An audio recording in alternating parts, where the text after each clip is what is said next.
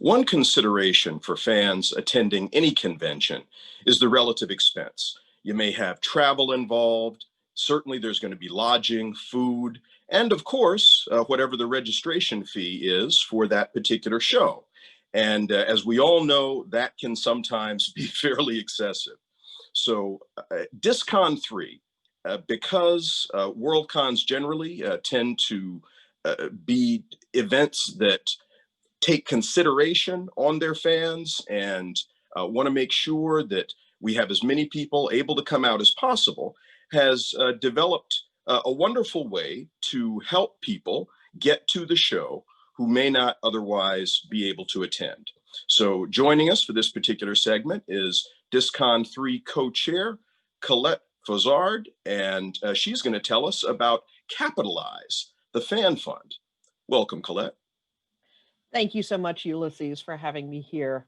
I'm very excited to talk about Discon 3's fan fund, calling it Capitalize. And there are two aspects to our fan fund. The first part is that if you are a resident either within the city of Washington, D.C., or if you live within 20 miles of any border of Washington, D.C., then we offer a pay what you can membership for Discon 3. Basically, whatever you can afford, that's your membership cost, and that will be a full attending membership that will enable you to not only attend the convention but include all of the various rights of being a WISFIS member, which includes nominating for the Hugo Awards if you join before the end of 2020, and also voting for the Hugo Awards once the ballot is finalized next spring. So you get to be a full participant in those wonderful, activities. You can also vote, if you wish, in site selection, which takes place just before the convention, though that entails sort of an advance membership fee, which basically gets you a supporting membership to the future convention that you're voting on, the future Worldcon that you're voting on, because we vote for the Worldcon 2 years in advance. So that's a little nerdy, but basically, for pay, whatever, pay what you can membership, you get to come and participate as a full attending member of Discon 3. Discon 3 has already donated 20 memberships to that effort.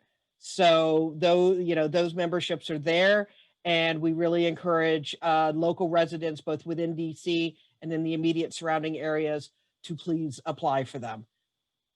The second aspect of Capitalize is expands the program to support fans to come and attend Discon 3, not only assisting with a membership, but also assisting with a travel stipend. So we have set our travel stipend as what we can do right now at $500 per person. So basically that would support, the applicant can apply it to where they need. If they can, if they can catch a ride, if they're say coming from upstate New York, they can, if they can catch a ride with a friend or something, then that can go all towards the hotel costs, food, anything like that. We are accepting applications for that right now. And basically what we're hoping to do is to basically support as many fans as possible to be able to come to Discon 3 and, who need the support to do it. Because we really want, Worldcons have become an incredible part of my life.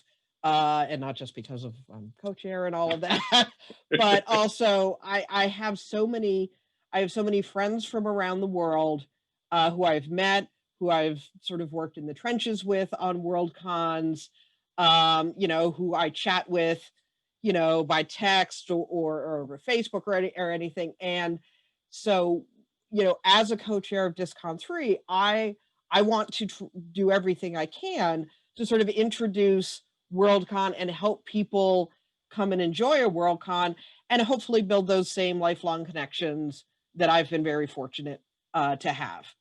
Mhm.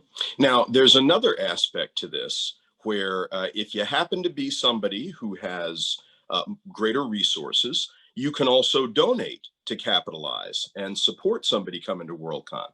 Tell us a little bit about that. Absolutely. Basically, Capitalize right now is accepting donations. You can go to our website, discon3.org, and you'll see the announcements on the front page, and you can also see About on the About menu on our website. Basically, as I had mentioned earlier, Discon 3 has already donated memberships. We may be able to donate money as an organization. Later on, we'll see where our budget ends up.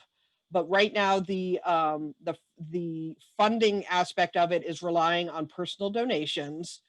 And we are very happy to say that we've raised several $1,000s already.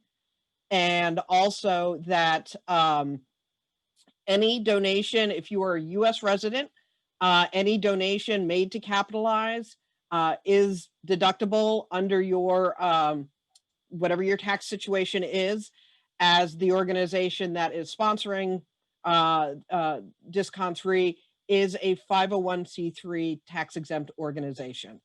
So it's year end. If you've got a little extra money in your charity, budget, we would be happy to, accept it from you. And then, as I said, depending on our budget situation as Discon 3 gets closer, it may be that, we as an organization will be able to add additional funds into Capitalize so that we can fund more and more attendees through this program. Mhm. And certainly, the more donations that the fund receives, the more people have the opportunity to benefit and attend and experience a Worldcon. Yes. This I do have to say, Capitalize builds on the excellent work done by John Piccaccio at the 2018 San Jose Worldcon, where he had the Mexicanics initiative, where he basically built up the ability to bring over, I think he was able to bring over almost 25 Mexican authors and artists to that Worldcon. And then also Dublin 2019 had their Fantastic Dublin Fund, which they used to support fans and attendees from Ireland to be able to go, and also to be able to support program participants to be able to come to Dublin 2019. So Discon 3, we are, if you're a fan, if you're an artist, if you're a convention runner, no matter who you are, we want to support your ability to come to Discon 3 using Capitalize. I will say, because Washington, D.C. is a majority minority city, we are working to also one of the primary focuses of Capitalize is to support traditionally underrepresented members of the Fanish community to be able to attend Worldcons. Mhm. Well, and of course, Discon, following in the wonderful tradition established by these other cons you mentioned.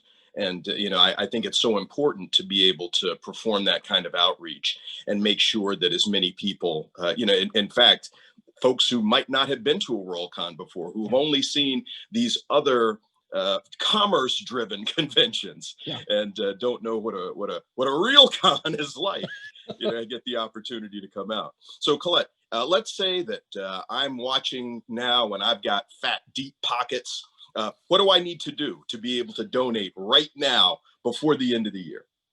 Basically, what you should do is you should go to our, like I said, our website, discon numeral 3.org, and you can search on our website. I don't know the exact link right now, but you can search, and you can search for Capitalize. Once you go to that page, we have a nice big donate here button right at the top of it. And it's, it only takes a, couple of minutes. We, process our payments through PayPal, and then our treasurer will get you out a tax letter, fairly quickly after that. And as I mentioned, certainly any donations, fabulous if you can give it by the end of the year, but give any time, even if it's in January, to our tax deductible, depending on your situation, as a donation to a 501c3 charitable organization. Sounds like it's really easy. Yes, it is. I was about to say, if we're going to ask for money, we're going to try to make it easy. Great. So, okay. Hey, Colette, thank you so much for coming on and talking about that, sharing that wonderful news with people who are interested. And also thank you for all the hard work that you're doing in connection with the show. Definitely. And one more note that I also want to be sure, we are accepting applications now for Capitalize. So if you are a fan and you would like to and you would like to apply to receive assistance to come to Discon 3, you can also search for, again, same place you can go to donate. You'll see a link to our application. We will start reviewing those. It says in there, I believe it's March. So once we, once we get a better idea of what our funding is and how many people we're able to support, because we want to be able to support as many people as we can. Absolutely. All right. Colette Fozard, co-chair of Discon 3, talking about Capitalize, the Discon 3 Fan Fund. Thanks again. Thank you, Ulysses.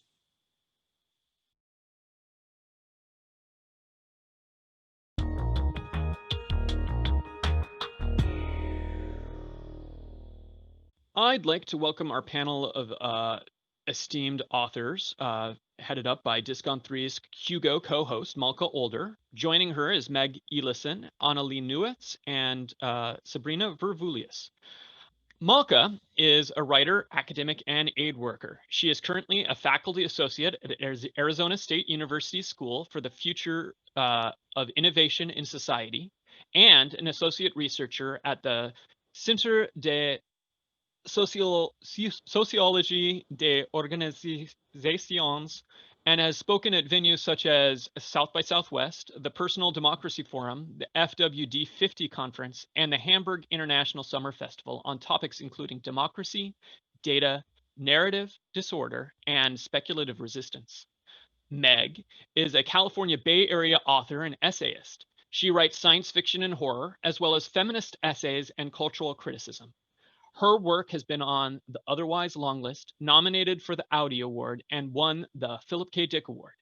She has also been published in McSweeney's, Shimmer, Fantasy and Science Fiction, Catapult, Terraform, and many other places. Annalee writes science fiction and nonfiction. They are the author of the book Four Lost Cities, A Secret History of the Urban Age, and the novels The Future of Another Timeline and Autonomous, which won the Lambda Literary Award. As a science journalist, they are a contributing opinion writer for the New York Times and have a monthly column in The New Scientist. They have published in the Washington Post, Slate, Popular Science, Ars Technica, The New Yorker, and The Atlantic, among others. They are also the co-host of the Hugo award-winning podcast, Our Opinions Are Correct. Previously, they were the founder of IO9 and served as the editor-in-chief of Gizmodo. Sabrina is an American journalist, short story author, and novelist whose work can be found at The Guardian, US, Philadelphia Magazine, Tor.com, and other publications. Her novel Ink was published by Crossed Genre Press in 2012 and released by the Rosarium Publishing in 2018. Her journalism has been recognized by Edward R. Murrow, Jose Marti, Keystone, New York Press Association, and Philadelphia News Awards. Her stories have been reprinted in the year's best young adult speculative fiction, Mythila Review, Sunspot Jungle, Apparition Literary Magazine, and Podcastle.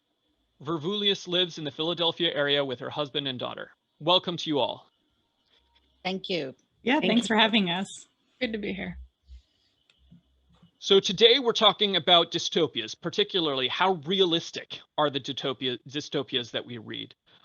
Before we started that discussion, Malka was telling us before the show started about the definition of dystopias and how it is often misused. Malka, do you want to talk a little bit about that? Sure. I think this is kind of my perspective on dystopias, and I have a very rigorous idea of how dystopias should be defined, because I figure they should be the opposite of utopias, and utopias are perfect. So dystopias should be like really, really, really, really unsalvageably bad. And there are a couple of those. I think 1984, I don't want to spoil it for anyone, it does not end well. It ends really badly, actually. And then you have A Handmaid's Tale, which is sort of ambiguous. No spoilers, sorry. And they probably changed it for the TV show anyway, but it's very ambiguous in the ending. It's kind of a postmodern quasi dystopia.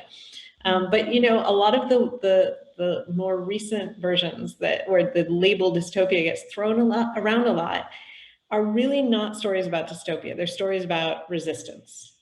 And that's fine. We need stories about resistance, just like we probably need stories about dystopias as warnings. But when we call those stories dystopias, I feel like it's being used as a distancing mechanism, precisely to bring us back to the topic of our conversation, precisely to obscure from us how realistic those dystopias are, how close they are to real life. Because when we call them a dystopia, when we call something like The Hunger Games a dystopia, it lets us think of it as not just fiction, but like weird fiction, far away fiction, different fiction.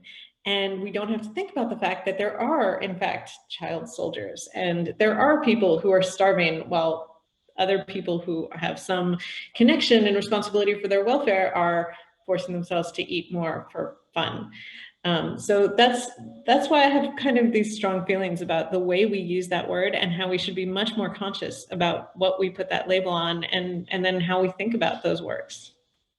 I think what you're saying is so interesting, because you brought up these are actually stories of resistance. And I think that's really the part that makes me very anxious, is when stories about resistance are then passed off as fairy tales. Like, oh, well, we'd only need to mount this kind of resistance and this kind of solidarity in a world that would never exist. So we don't have to worry about building up those resources to resist authoritarianism or to resist some kind of, unfair resource allocation. We just, we're fine. We're living in whatever it is that we're living in. We don't want to call it a dystopia.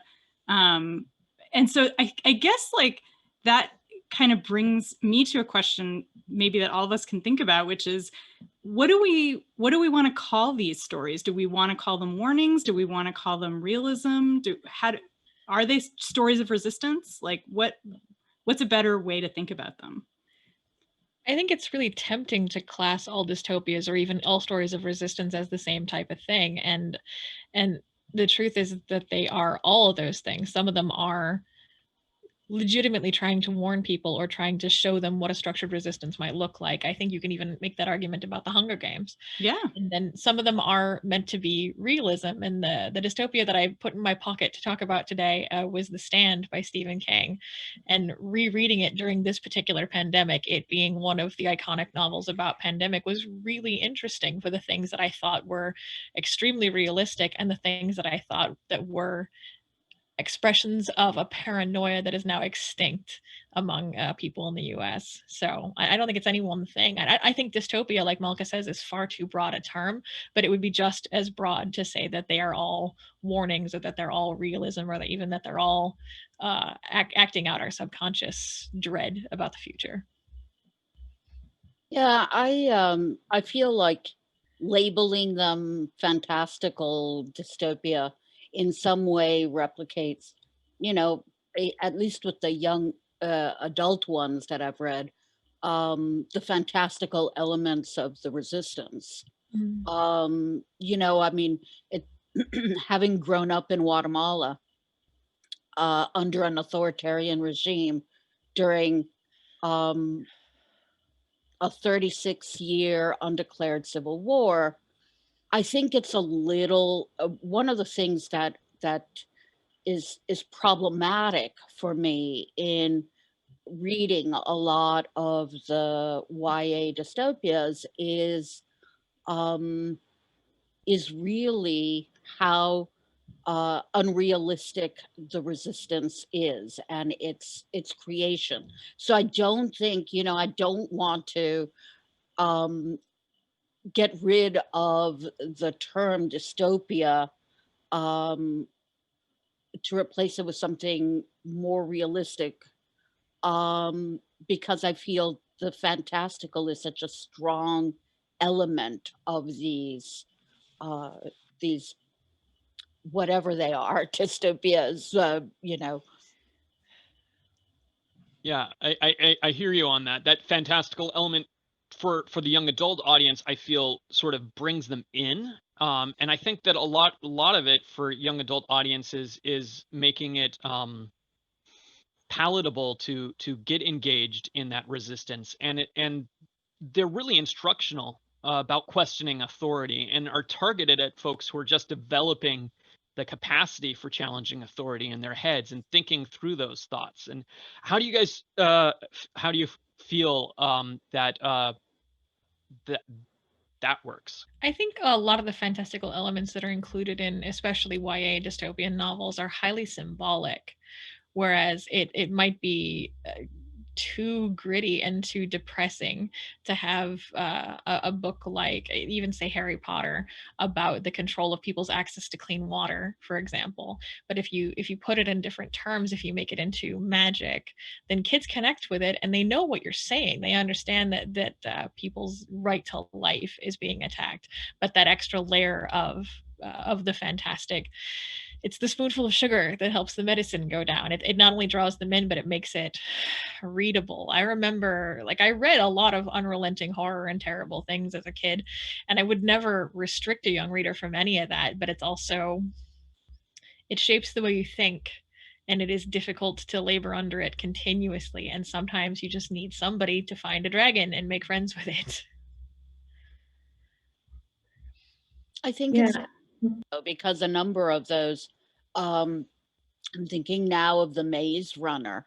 Mm. A number of them have as antagonists, science, for example, in the Maze Runner. But I'm always struck by them being worlds bereft of adults, or bereft of adults of any worth, really, of any efficacy. And I often think it's because, I vacillate between thinking, are the global climate protests that youth organized and engaged in, are they sort of an offshoot of this worldview that we've created, where like, forget the adults, they're useless and they've had their opportunity and they haven't done anything, Or even and that they're actively antagonizing the youth, or that their right, apathy is infecting and destroying what the youth is working for. right. So that's sort of like my positive take on YA dystopias that have only youth in them.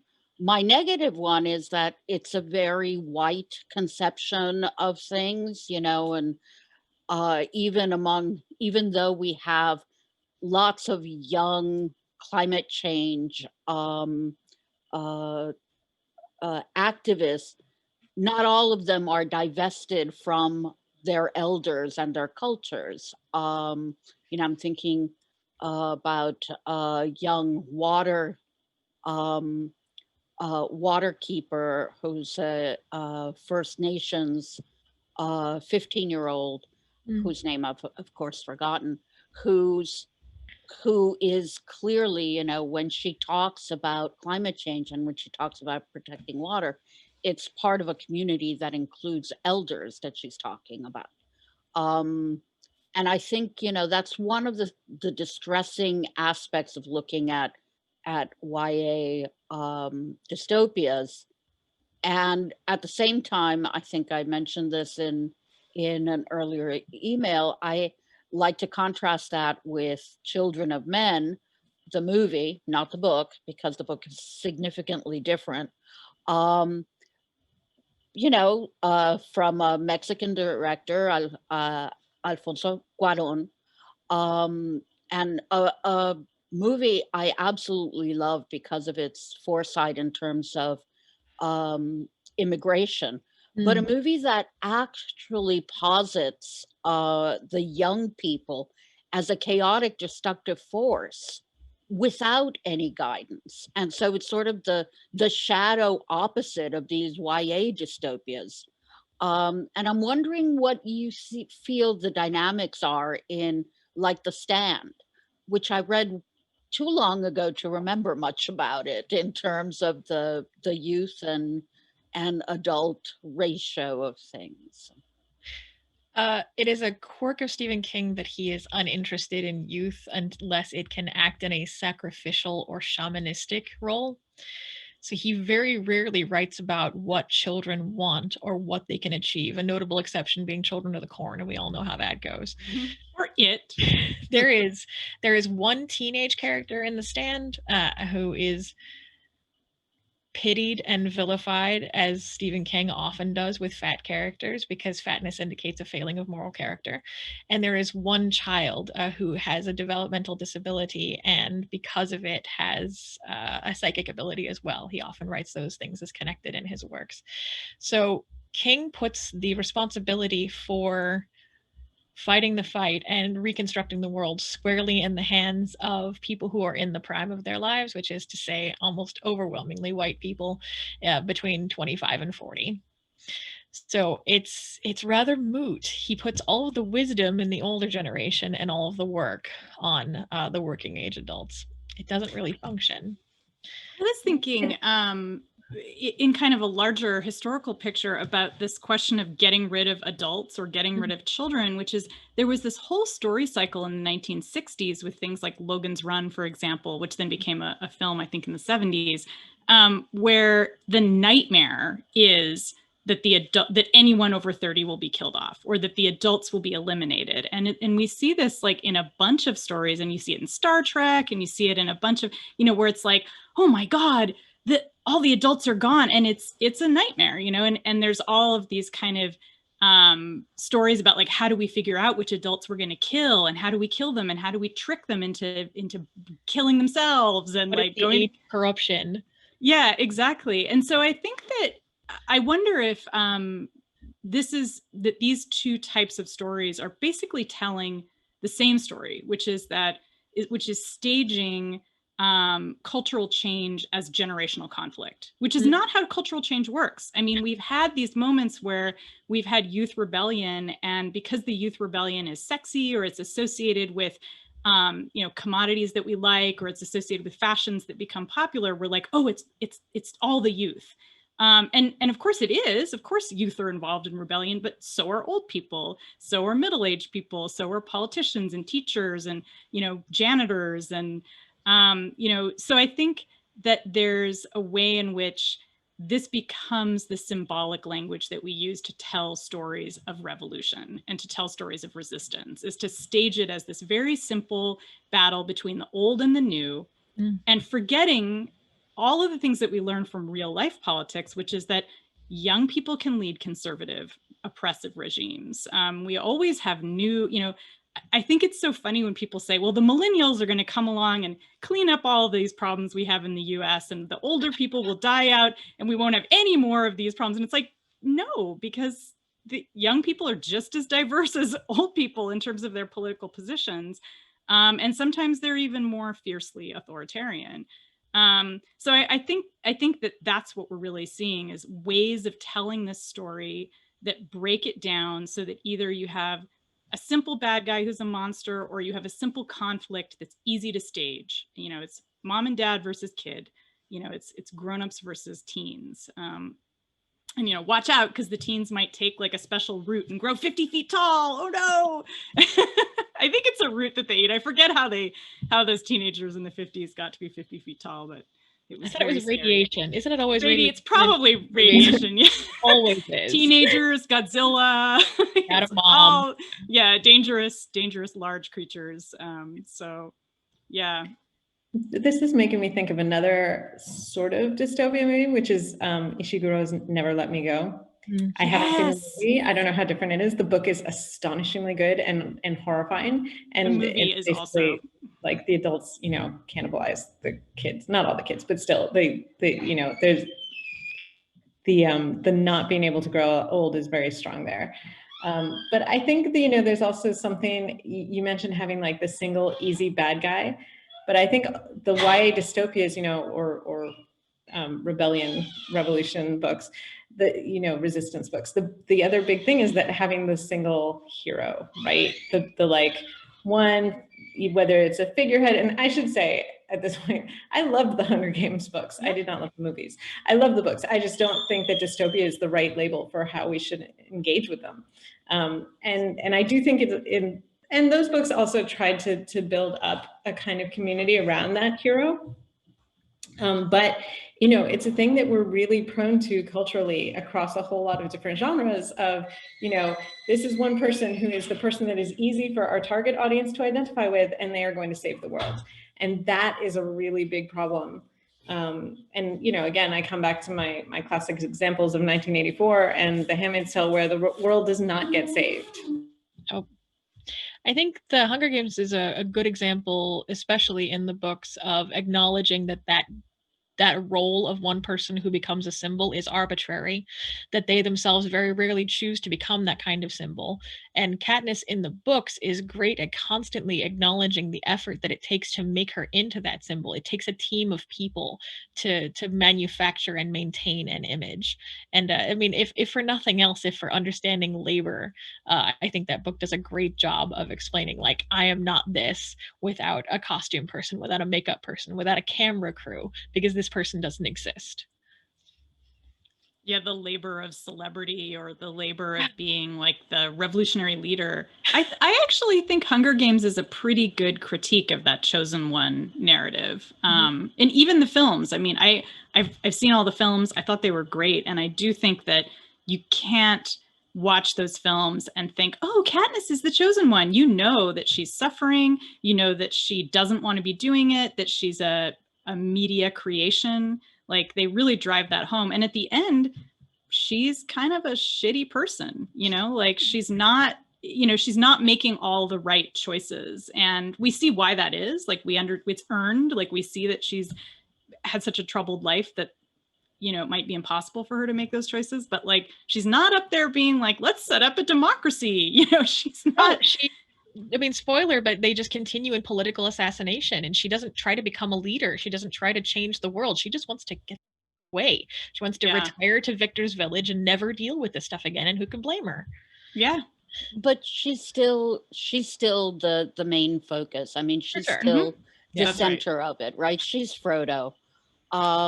She really is. I mean, you know, she's Frodo, she's Harry. They're all tortured. They're all imperfect. They all suffer. You know, they all suffer. They all have sidekicks, but nobody is up, you know. I mean, there isn't ultimately, you know, the decision rests only with them. And that's what's problematic about it. There is no solidarity. There is, don't get me wrong. There are moments of solidarity, but the solidarity essentially shores up the central savior character. One of the things that I love about, I'm sorry. No. One of the things that I love about the Stand is that it is a true ensemble piece, that it takes an entire village of people to pull this off, both the defeat of the antagonist and the creation of a new world. And it's an ensemble that includes, it's amazing to say this with Stephen King, but an actual female character who has wants and needs of her own and is not just a receptacle. It includes queer people. It includes people with disabilities, including a notable character who's deaf and is hugely responsible for the establishment of how things should work. And it is a true ensemble piece. There is no one hero, and there is no one person upon whom all of this rests. And also, the world is not saved, and things are still difficult. And one of the big villains in the story is sociology, and I don't think the book gets enough credit for that. So are there other examples where there is an ensemble response instead of a savior that you can think of? I mean, I will name a couple books by people here. I feel like Malka's series, Infomocracy, deals with that. I think Meg Elison's series deals with ensemble characters. And my most recent novel, The Future of Another Timeline, is explicitly about overturning the great man theory of social change and trying to form actually collectives of elders and youth. So teamwork, so good. And Sabrina's also is very much an ensemble piece. Yeah, Sabrina was the person who actually brought this up in the first place. So, well, maybe Sabrina, you could talk about why it's important to how do you build like an image of collectivity as social change as opposed to this image of the lone savior? You know, I root people in actual communities, and you know, I have been a part of many communities: the journalism community, the Latina community in Philadelphia, the immigrant community, and I think the problem is that so many of the ways we explore dystopia is, and particularly with children, I can't believe I'm saying this again, is by pulling them out of their community, right? Mm-hmm. They don't have a community. So I'm thinking of like the Golden Compass series, right? And so what you get almost never replicates real community and the way things happen in real community. And part of it, I think, is because real community is very rarely dramatic. The resistance and the change and the ways things happen in real communities are often, you know, quieter moments than what we like in our reading matter. There's a lot of buildup that needs to take place, and a lot of interchange that doesn't necessarily seem to fit in at least a sort of standard surface dystopia. I wanted to mention Marianne Mohanraj's collection of linked short stories, The Stars Change, which is set on another planet. It's not really a dystopia, it's a story of resistance, and it's a planet that's been mostly settled by people descended from Sri Lankans. And the planet is attacked by, I won't go into the whole detailed plot, but it's a great setup, and they're attacked by bad guys who are basically eugenicists. And after the city is attacked, the characters gather together at an auntie's house, and she makes them samosas, and they eat samosas together and plan their resistance and plan how to rescue their neighbors and how to keep the neighborhood safe. And it's like you said, it's this quiet moment. It's like, we're eating samosas. And she has this whole delightful scene of like how they're cooking all these samosas, and some of them are in the freezer and some of them are like, you know, and they're all kind of clustered around. And it's this moment of calm, but it also totally captures what you're saying, which is that this comes out of family connections and neighborhood connections and connections to a history and a tradition. And that's how they gain the strength to keep going when their friends have been hurt and killed, and you know, they're under literal fire from space. I think to me that's like such a great, I don't know, I always think of that when I think of resistance, like including in real life. I think about those aunties making samosas and I'm like, okay, you know, we're gonna survive. We have samosas. Right. I think the danger, I think that's actually how resistance takes place in real life. And I think the danger is that we often want it to be a video game. I'm sorry, computer game. I'm actually very fond of Overwatch, but we want it to be Overwatch, right? and I think, for me at least, that's why I keep appending the fantastical to the dystopia part of it, because that's just so out of the norm of real dystopias that I can't think of it as anything but a fantastical construct. Really interesting. Although it's a lot more fun to read, say, the Hunger Games versions of things than The Road, for example. But, you know, That still. book wrecked me. One of my favorite utopian novels, and the book that made me move to the Bay Area, models that kind of resistance. And it's one of the things I've always loved about it, is it's very quiet. And when the people of San Francisco take over their own governance, the book is called The Fifth Sacred Thing. There's no fight. Yeah, I figure people have read it, but there isn't any fight. It's an old woman in the street facing the army with a pickaxe, and she doesn't attack them. She pickaxes up the asphalt and starts planting seeds in the road. And their entire resistance is the embodiment of that organic community. And there are self-effacing passages with the authors like, yes, we achieved so much through thousands of hours of community meeting and painstaking consensus building. And no, that's not Overwatch, it's Animal Crossing. But doesn't that make us maybe hopeful that people love Animal Crossing? I mean, you know, it's kind of, I don't know. I mean, I do think that there's a role for all of these different things. Like, I think that there's a role for the resistance novel, totally. And I think there's a role for dystopian, and there's a role for Animal Crossing. But I think, you know, that what we should do is be careful about what we call these things, so that we know when we're talking about fantasy, like Sabrina says, and we know when we're talking about, you know, a warning. And, you know, Hunger Games is there's a lot of horrific stuff in it, but it's also pretty diluted compared to like 1984. It is not 1984. And, you know, maybe that's something. It's not relentless enough. It's just not relentless enough. It's because it's not hopeless. It's really about succeeding against the odds. Yeah, if you want relentless hopelessness, you're right, Sabrina. The answer is The Road. Which I don't know. I think I'm the only person who hates The Road. I can't I don't know. say that I like it. You know, but it certainly is that sort of Walking Dead at its grimmest sort of vibe. And but, you know, do I think it's more relentless than 1984? I don't think so. I think it's a sort of a different aspect of relentless. But 1984, I think, of all of the dystopias that I've read, is really the one that wrecked me the most. You know, it was the one that on some level felt the most genuine. I know somebody wanted to talk about The Matrix. Let's talk about The Matrix, because The Matrix and Brave New World kind of are in the same league of quote unquote dystopias.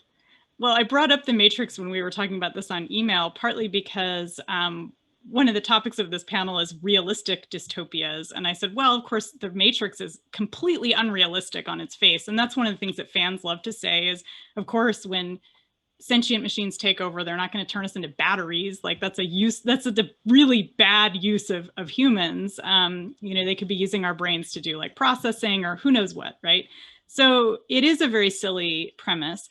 But as a metaphor, I think it's very powerful, because it's turned out to be a really terrific metaphor for social media, for corporate social media, and how our minds have been taken over by, you know, a kind of virtual society that's controlled by a few central figures, central corporations, which are then themselves controlled by a few people making decisions in a non-democratic way. And so I think, to me, like, I've kind of come back to The Matrix and come back to being interested in it as that. And I think the only other thing I would want to say about that is that I wonder if the silliness of the premise of The Matrix is comparable to like magic in other kinds of dystopian stories, you know, that we have to have this kind of magical environment to think through these very real, dangerous elements of our democracy collapsing, basically.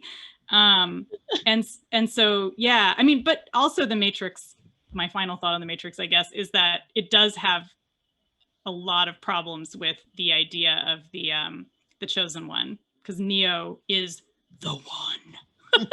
I tried to lean into my mic when I said that. The one. I think The Matrix is a Baroque metaphor, and it's not meant to be realistic. I mean, it's stylism writ large, and it really makes way more sense if you're queer. Like, it's amazing to me that it was so co-opted by the dude broiest among us, because it's not for them.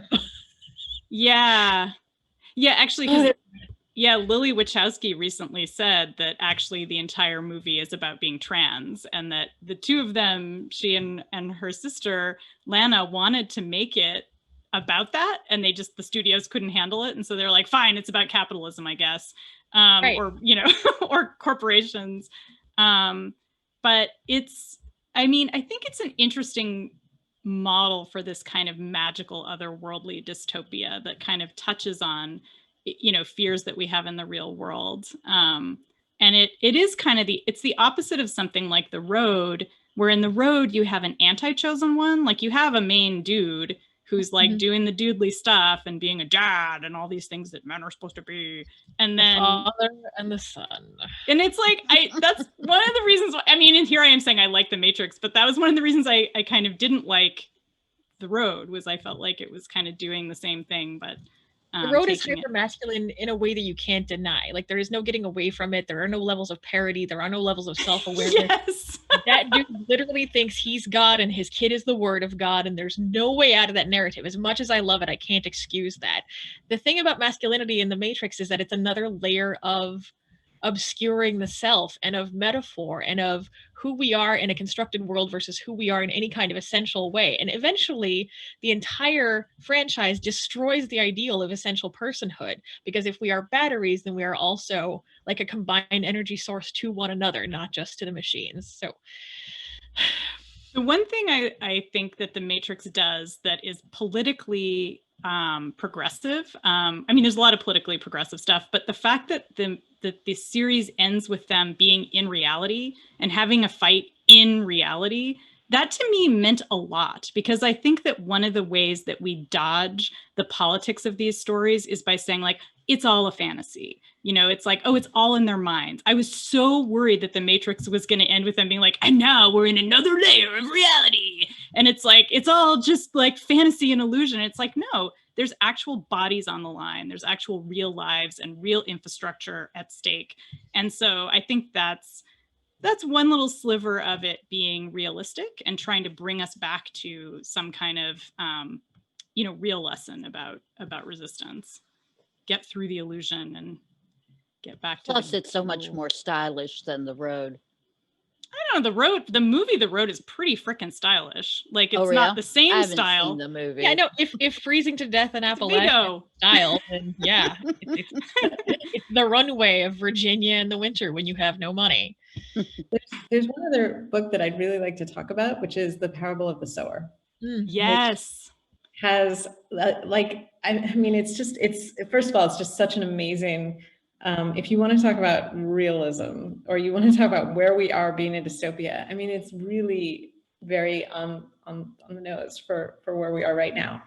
I mean, just amazingly prescient. And also, you know, she does such amazing things with the tropes, because like, you have this sort of chosen one, but her whole, like, her superpower is vulnerability, like actual literal physical vulnerability and empathy. Yes, through empathy.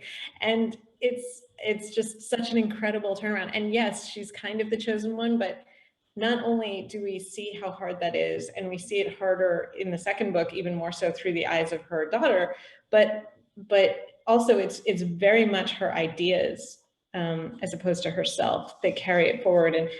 And there's so much in those books. And they do kind of have a hopeful ending in a sense. They do, although it does have, yeah, I'm not, that's why I'm not even sure I would count them as full dystopia. Maybe like if you end at the end of the first book, it's like, it's also pretty brutal. Yes. But you know, they aren't exactly resistance either, or they're resistance in a different way, where it's not like we're gonna fight and topple these people. It's more, we're gonna figure out ways to live our own way, and that eventually leads to something, with this idea of something that's like, you know, a step farther, and eventually that succeeds. But it's definitely not, we're gonna storm the White House, or we could though. It's a story about separatism in a weird way. It's a story about like forming your own separate nation, which, but then also coming together for this like greater, this, you know, humanity level goal. Yeah, it's an amazing book. What can you say about Octavia Butler? Every time I get into a conversation with her, I want to lobby somebody for longer lives, for someone who has so much to give. yeah, I really wanted to know how the vampire series was going to end. So bummed about that. I will caution readers, however, against, I don't know, it depends on where you're at. Like, I wouldn't read The Stand right now, but I did. And I also wouldn't read Parable of the Sower right now, but hopefully next year will be better for that. What are the dystopian novels that are coming out right now, or that you expect to come out of the current situation, and how do you think those will be different from the ones that came before? One of the things that struck me the hardest about rereading The Stand was that Stephen King's greatest fear was that the US government would be so organized and so professional and so precise that it could kill us all and get away with it. And it has been just absurdly funny to observe that in the light of the unplanned shit show we've been living through, just the absolute breakdown of fake institutions that are all plywood up front where you think they're marble. I think that the destabilization of our government and our listless slide toward fascism is going to inform the next generation of pandemic novels and dystopian novels. I think we'll also see a lot of dystopia that's born of forced separation, because this is the first generation in a long time that's had to deal with almost a year now of deprivation of the ability to gather and to have that closeness. I'm personally hoping it'll influence science fiction writing in general and dystopian writing in particular toward writing more about sex at a distance, because we have not engaged with that as much as we should have, considering how much distant sex everybody is having. Well, I'm always up for any, like, you know, resistance that involves sex. So that's exciting. I think what I guess I'm going to turn toward the resistance side of the dystopian story. And I think what we're going to start seeing, and what we're already seeing a little bit with things like N.K. Jemison's book, The City We Became, is that we're going to see resistance located in local communities. So instead of this kind of global, global resistance, which I think is maybe like a 19th century fantasy. It's sort of the Marxist fantasy of like, we're going to have global socialism and then everything will be fine. Okay. And which I wish were true. That experiment didn't really work out the way we hoped. And so I think now we're going to have fantasies about these local communities, partly because of what Meg was saying, because people have been deprived of their kin and their friends. But also because, we're starting to not believe in these giant nations, and maybe, maybe we don't believe in these in kind of economic coalitions like the EU anymore either, which is depressing. Or maybe it's hopeful. I don't know, but I think we're really seeing things like, how does my city get together and resist? Or how does my family resist? Or how does a small group resist? And so I think that's what I expect to see more of. You're kind of singing my song there. Yeah. I think, I don't know, I think also we're seeing a lot of people coming to terms with kind of just how, like, on the one hand, the sort of banality of evil, which, we're told and we should have learned, but, we learn it again and again.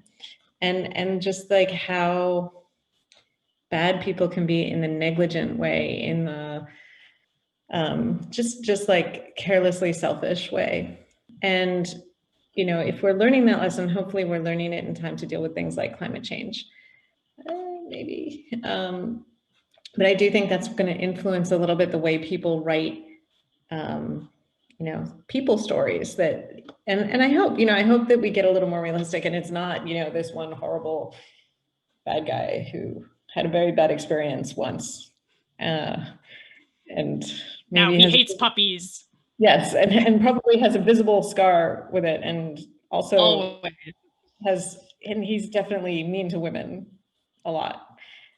You know, I hope we can move away from that and start talking about some of the real challenges that we see in, you know, in having collective action. I hope that sociology is not the bad guy anymore and becomes the good guy, because we need the humanities, and we need things like, you know, we need community organizers and their tactics and principles and all these things that we have actually learned in so many different ways, but that we keep ignoring when we write stories about this, and then when we think about how to do things. So yeah, you know, I hope that there's a lot more about the parts about convincing people what to do, and figuring out how to get people to work together for the greater good. See, I think we're going to get a lot of stories with unreliable narrators.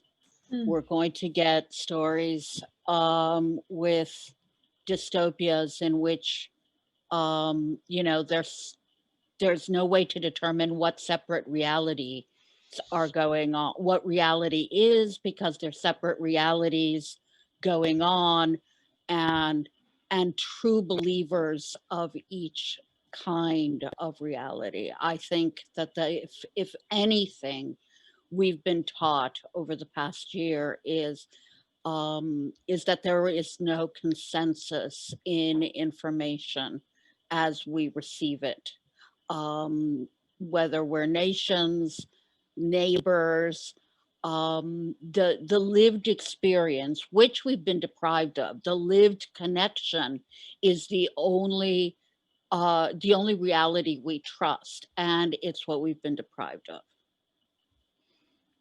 That makes me think of Mr. Robot, which is all about an unreliable revolutionary. And that actually drove me nuts about that story. I was like, why can't he just be sane and competent? But now that you say that, I can see exactly why it would be important to make him unreliable. I think you're right about people going forward from this questioning the nature of reality and the ability to build consensus reality with their neighbors. That's one of my least favorite kinds of dystopia, and it is upsetting to be, forgive me, Malka, but living in one. Okay, so we solved dystopia. All dystopia solved now? We got it. We figured it out. All right.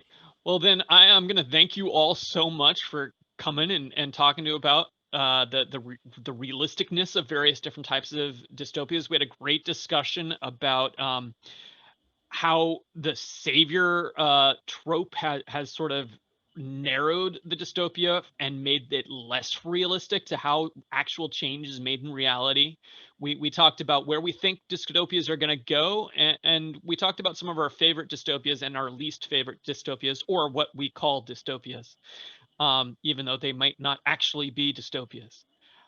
Thank you so much for joining us today.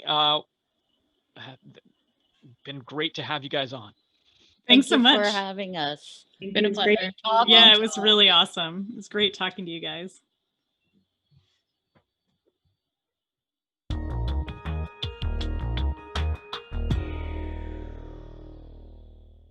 So, you're wondering where to eat when you come to Discon III. We've got you covered. There are a variety of local restaurants within easy walking distance from the Marriott Wardman Park and Omni Shoreham. For this video, we're going to look at those that are closest, located on Connecticut Avenue Northwest, 24th Street Northwest, and Calvert Street Northwest. One thing to bear in mind is that due to the COVID-19 emergency, the status of restaurants is potentially dynamic. For purposes of this video, we are looking at those establishments that are currently open and operating. On 24th Street, you'll find Maya Huel Cocina Mexicana at 2609 24th Street Northwest. Maya Huel is described as a modern Mexican restaurant that offers a unique interpretation of a classic Mexican cuisine. Main dishes fall within a price range of $15 to $25, appetizers from $12 to $15. The bar menu features handcrafted cocktails, wine, and sangria available by the glass or pitcher, and beer on tap and in cans and bottles. Maya Huel also offers brunch and a kids menu. Online ordering is available and delivery through Uber Eats. On the corner of 24th Street Northwest and Calvert Street Northwest is Open City DC at 2331 Calvert. Open City serves classics like pancakes, homemade pizzas and burgers, as well as specialty coffee drinks. Main courses are priced between $14.95 and $17.95, with sandwiches and burgers between $11.95 and $14.95.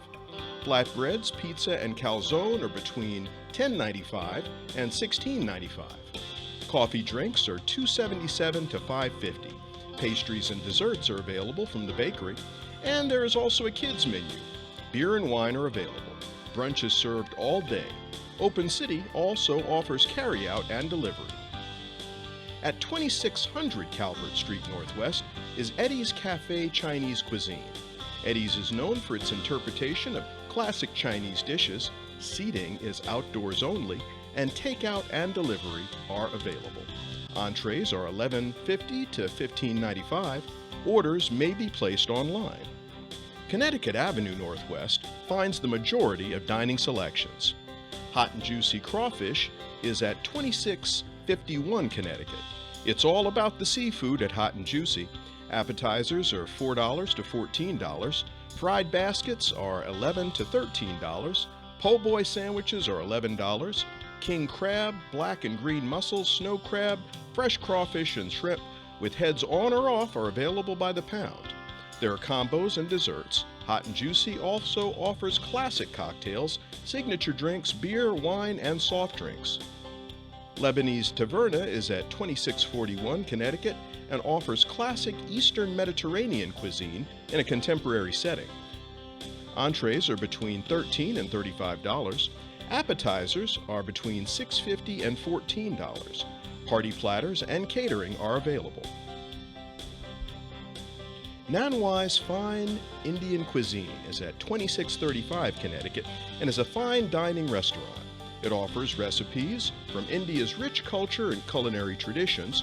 Aromatic herbs and natural spices are combined to create authentic Indian dishes.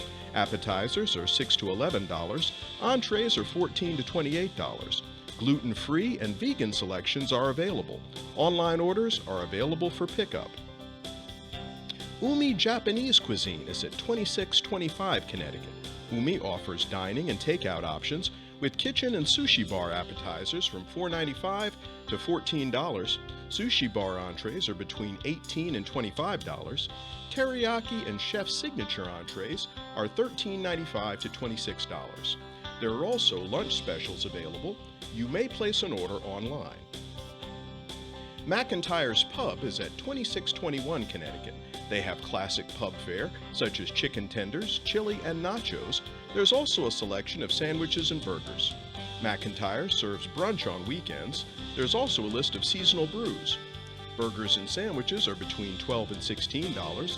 There are also daily drink specials. The Woodley Cafe at 2619 Connecticut is open for breakfast, lunch, and dinner. They serve American cuisine in a relaxed dinner house environment.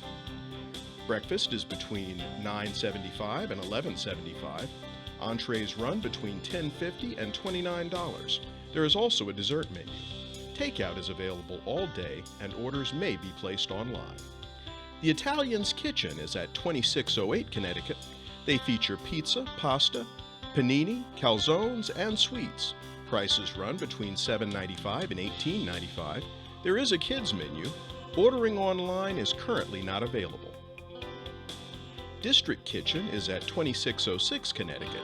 They offer American fare made from naturally raised and local ingredients. They also feature wine, local draft beers, and handcrafted cocktails. Appetizers are between $9 and $15.